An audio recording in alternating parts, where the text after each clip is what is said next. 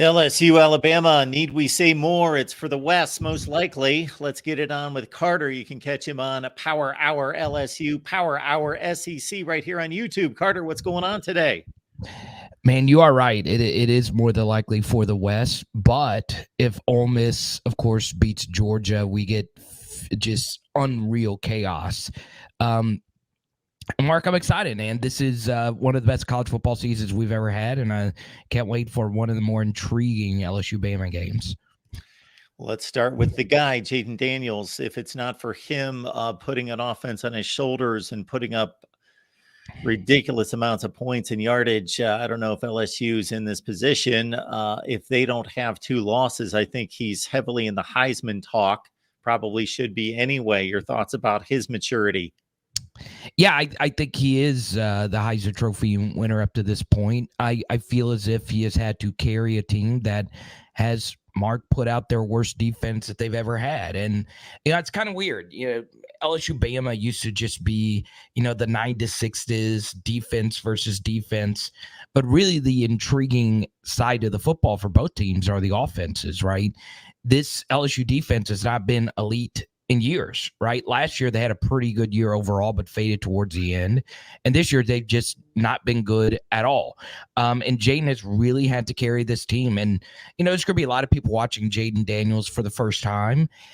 I cannot say this enough. He has carried a team unlike any other quarterback in all of college football. So seeing what he's done and taking the leap that he's taken is just truly breathtaking. Is the running game, in your estimation, giving him enough support? And are there hopes of it giving him enough support in games like this down the stretch? Yeah, that's the thing, Mark. LSU's been able to run the football unbelievably well. I mean, it's not been a home run hitting rushing attack from their running backs, but they have consistently dropped off 7, 8, 12, 13-yard runs with Logan Diggs. He transferred from Notre Dame. So if you're a Notre Dame fan watching this, Estime is a really good running back for Notre Dame. Well, Logan Diggs and Estime was basically a timeshare last year, and we see how good Estime is now as a guy. Logan Diggs came into a running back room where there were 7 scholarship guys already, and he has outperformed all of them. It's basically been his job. So I think LSU will be able to run the football versus Alabama's front. That is very, very good. Against an Alabama defense that has obviously kept them in the playoff race and would be the best defense that LSU has faced, at least since Florida State, may be the best this season. Totally agree. I mean, Braswell and Turner are the best pass rushing duo in the land. 32. Lawson, I believe, for Alabama's having a really good season. Tim Smith, of course, is a really good player. And what I think Alabama's going to do is trust those guys to stop the run in the box and just commit as many guys as they can to the passing attack. And one thing about LSU Bama over the years, Mark, I think the best mano-a-mano matchup has been elite LSU wide receiver going up against elite Bama DB or vice versa. We're going to get this, right? You're going to get McKinstry going up against Brian Thomas Jr. and Malik Neighbors. Yeah, and now we can talk about the defense because I'm looking up the numbers and I was not shocked. I knew exactly where to go, around 100 in terms of total defense, yards per play. I just went, and there they were, about 109 and around 100 yards per play. And that's coming off an Army game in which, of course, they pitched a shutout. So it's tough to completely overhaul a unit during the season and make it that much better. But they obviously are searching for answers to try to be marginal decent to try to get them to an SEC championship game.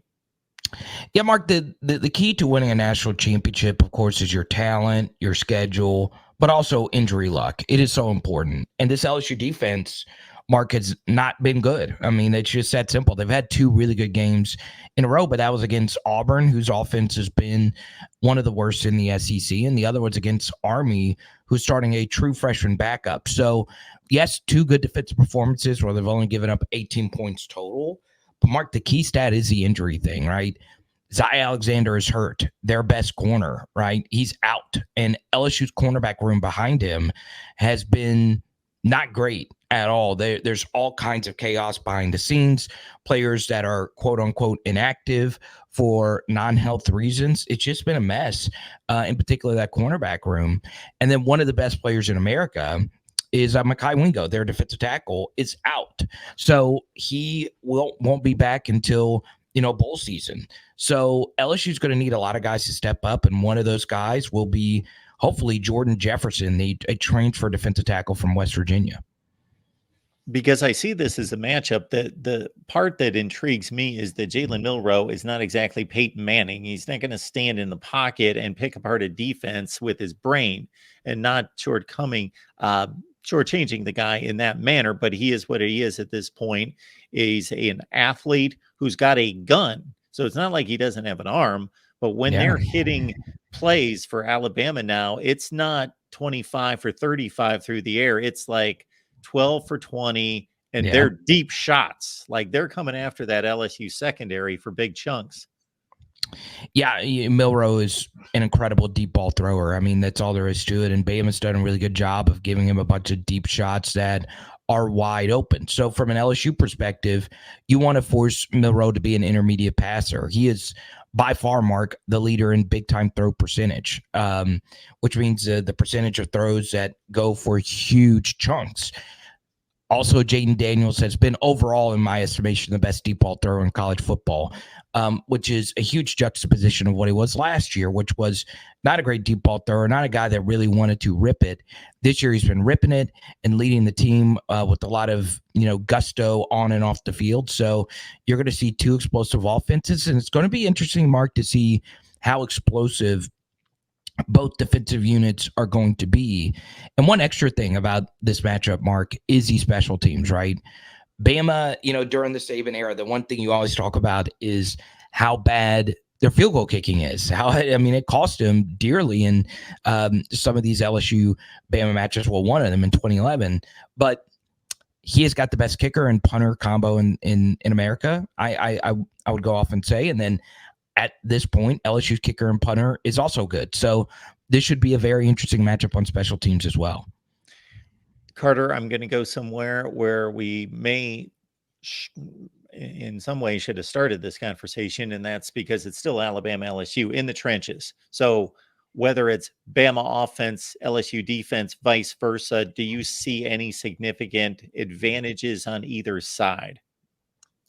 Yeah, so I think in this matchup, you're seeing the best offensive line in the West for LSU go up against the best defensive line in the West with Alabama. Of course, Texas A&M's defensive line is really talented, but I think Alabama's defensive front is the best in the SEC West. And then on the other side of the football, this LSU defensive line without Wingo is concerning. They still have five-star Mason Smith and some other nice pieces.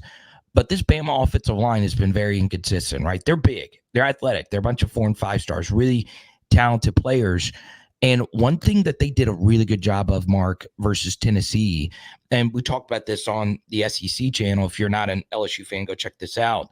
I did a lot of Alabama-Tennessee film studies. I was very impressed on a few of their explosive plays. They were able to get the Tennessee defensive linemen to the ground, which opened up huge holes to run through. And on 2 of those plays in particular, those were huge game breakers. So this Alabama offensive line, they're very inconsistent. They're very raw. But if they get a hold of you, you might go down. And if that's the case, Bama's going to take advantage of the whole left from that, and they're going to try and get explosives off of that. I don't think this LSU team is intimidated in any way in any environment. They've been to Ole Miss. They had to play in Orlando against Florida State and in previous years, obviously. But they go to Tuscaloosa. What is your confidence level? It's fairly high. I think the point spread is about where it needed to be. I like betting. I like looking at point spreads. I don't bet a lot. I'm not, Steve Fezzik over here or anything like that. But I like watching point spreads, and it was interesting. Circus Sports opened it at 6, and I was like, oh, hammer that, all right, because you're not going to get a better line than that from the LSU perspective. And of course, it's floating now about 3.5. I feel pretty good about LSU going into this just because of how well Jaden Daniels is playing. And Jaden has to carry more for his team to succeed than I think Jalen Milroe needs to, because Jalen Milroe just has such a significant advantage when it comes to the defense and the home field, advantage. But I think Jaden's going to get it done, Mark. I don't know exactly why. Of course, every LSU fan feels nervous. On this show last year, I remember bringing up that this is so cool that this is the last matchup before we go to, 12 teams in the playoffs. So this is a do or die game, where next year won't be as much of a do or die game. So yeah, I'm excited about this, and I'm also very excited about Jaden Daniels, hopefully replicating what Joe Burrow did here in 2019 and winning this game in a shootout. Carter's here, folks. Join him on Power Hour LSU, Power Hour SEC. It's right here on YouTube.